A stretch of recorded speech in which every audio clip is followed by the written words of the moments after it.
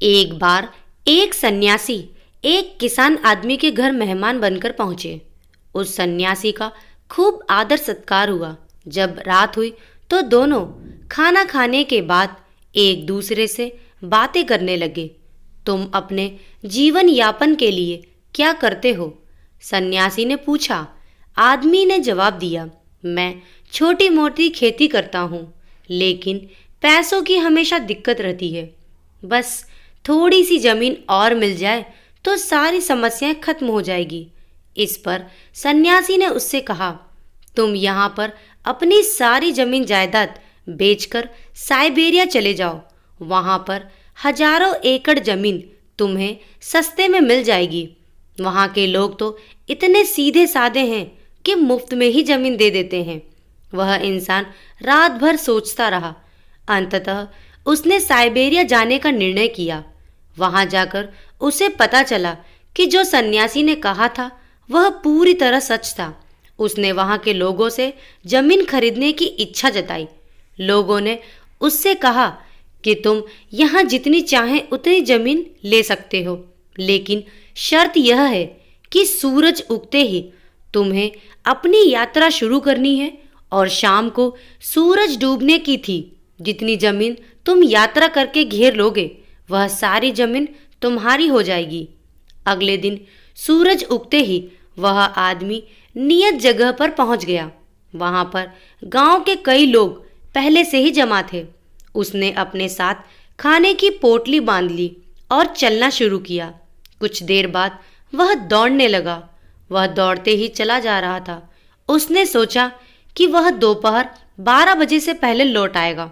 जब 12 बज गए तो उसने देखा इससे उपजाऊ जमीन तो आगे और पड़ी है। उसने सोचा कि थोड़ी जमीन और घेर लेता हूँ। उसने खाना भी नहीं खाया, क्योंकि खाने में वक्त बर्बाद होता। तो उसने खाने की पोटली रास्ते में ही फेंक दी, क्योंकि उसे तो केवल और केवल जमीन ही नजर आ रही थी। अब दोपहर के 2 बजने को थे। अभी भी वह और जमीन घेरने का मन बना रहा था, लेकिन उसे मन मारकर लौटना पड़ा, क्योंकि सूर्यास्त तक उसका वापस वहां पहुंचना जरूरी था। वहां से वह चला था क्योंकि शर्त यही थी। तो अब वह वहां से लौट चला, लेकिन वह काफी दूर तक आ गया था। वह घबरा गया, क्योंकि उसे अब सूर्यास्त से पहले पहुंचना मुश्किल लग रहा था। इसीलिए उसने सारी ताकत लगा दी। वह सुबह से ही दौड़ रहा था, लेकिन अब वह और तेज दौड़ने की कोशिश कर रहा था। लेकिन इस और अत्यधिक कोशिश और न पहुंचने की चिंता में उसकी थकान और बढ़ती जा रही थी। सूर्य अस्त होने की ओर था और वह भी अपनी मंजिल से ज्यादा दूर नहीं था। अब उसे लोग दिखाई दे रहे थे और वह भी चिल्ला रहे थे कि सूरज की आखिरी कौर क्षितिज पर रह गई थी। वह अब भी कोशिश कर रहा था। वह खुद को घसीटने लगा। वह घसीटते घसीटते आखिर अपने नियत स्थान पर पहुंच ही गया। लेकिन जैसे ही सूरज डूबा, उस थके हुए व्यक्ति ने अपना दम तोड़ दिया।